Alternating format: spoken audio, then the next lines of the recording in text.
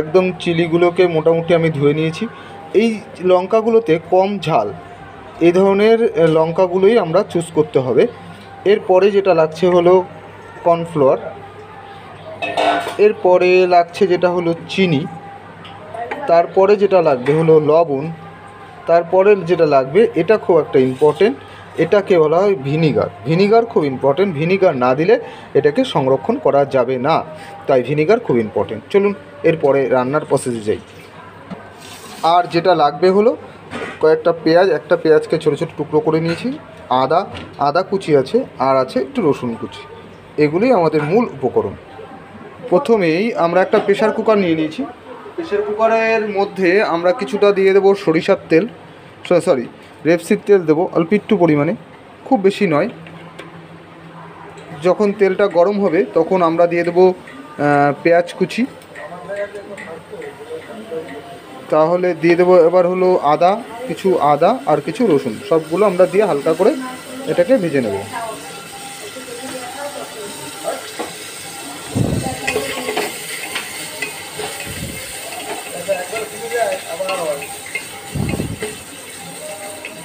যারা ঝাল খেতে পছন্দ করে তাদের জন্য এটা অসাধারণ একটা খাবার।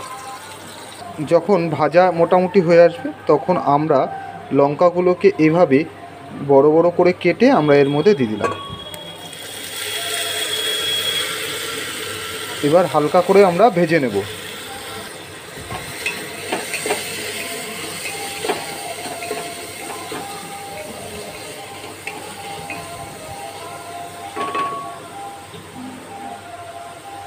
এই অবস্থায় আমরা দিয়ে দেবো স্বাদ মতন লবণ।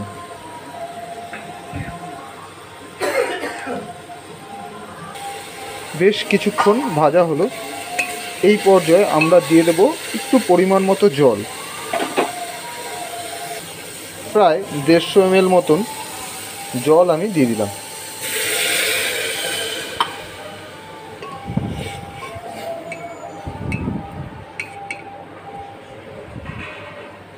এবার আমরা ঢাকনা লাগিয়ে 2 সিটি দিয়ে নেব।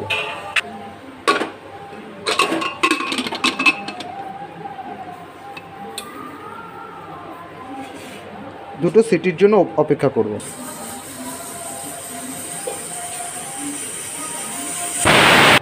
আমাদের লঙ্কাটা সিদ্ধ করে এখন এরকম জায়গায় রয়েছে। এবার এটাকে আমরা পিষে নেব, গ্রাইন্ড করে নেব। এবার একটা গ্রাইন্ডারের মধ্যে আমরা এটুকুনি পুরোটা দিয়ে দিলাম। এবার এটাকে সম্পূর্ণটাকে আমরা পিষে নেব।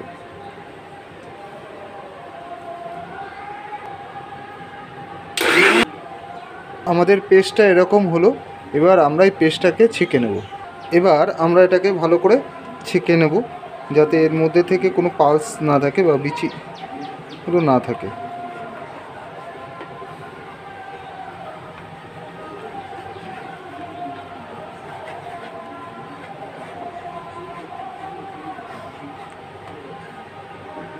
মোটামুটি ছাকার পরে এতটা এর অবশিষ্ট থাকলো, এটা আর দেবো না। আমি টোটাল পেলাম এই এতটুকুনি পিউরি পেলাম, এটা দিয়ে আমাদের চিলি সসটা হবে। এবার আমরা একটা কড়াই বসে গরম করে নেব।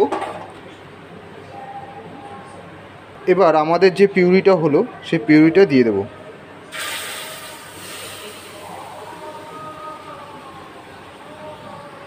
এবার অনবরত পিউরিটাকে নাড়াতে থাকতে হবে।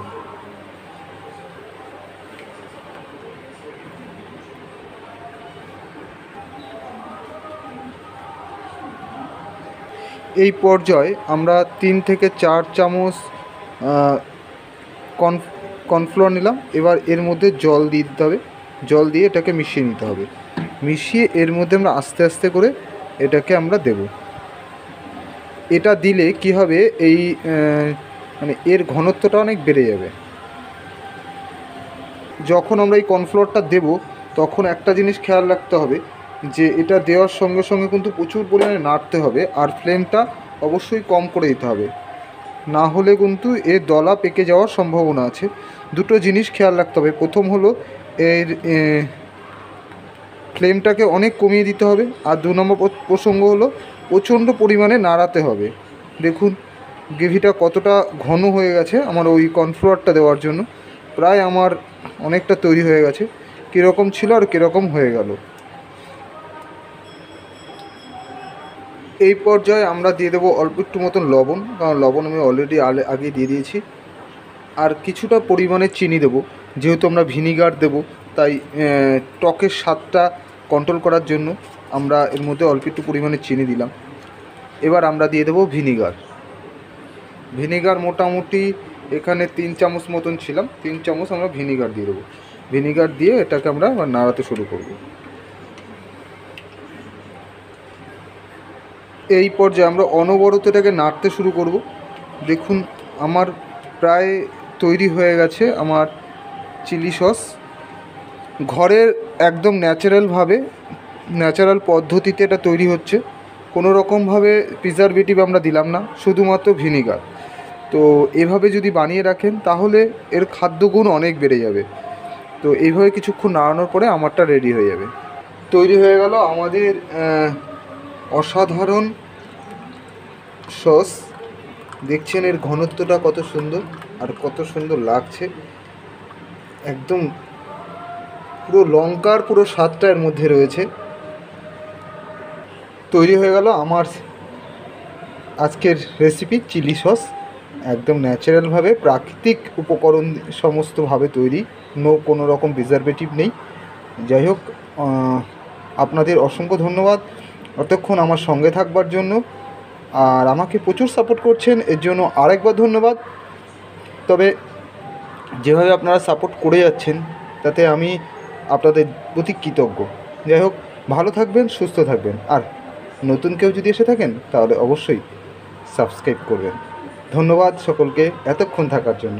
সুস্থ থাকবেন, ভালো থাকবেন, আর ভালো মন্দ খেতে খেতে এভাবে সময়টা কেটে যাক।